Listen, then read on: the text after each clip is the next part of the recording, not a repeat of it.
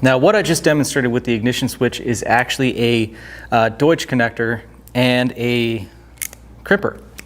So this is actually something new I've been trying, and with every bike I try to do everything a little bit different, try to keep up on my skills, as I've said. So this is actually the first time I'm using the Deutsch style. I bought a whole Deutsch Connector Kit, and then I was actually contacted by IWISS or iCrimp about these tools. It was perfect timing because I was wanting to try that anyway.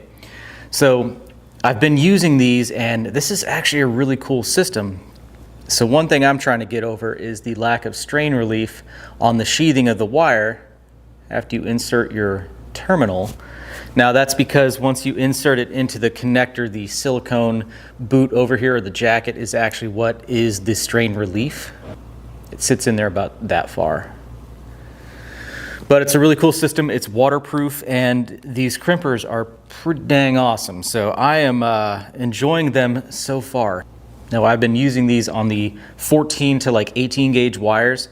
They do go down to smaller sizes, but I don't have the right terminals.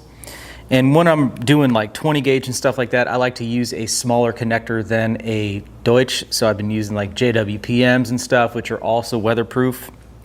But yeah, I've been really enjoying these. So basically, as you see, you got your terminal, insert it into the back, put your wire in after you get it cut to the right length so it doesn't have anything sticking out, and then just give it and you're done. So it's a really sturdy connection. And then once finished, you just kind of insert it into the connector, and then there is a lock that you put in here, but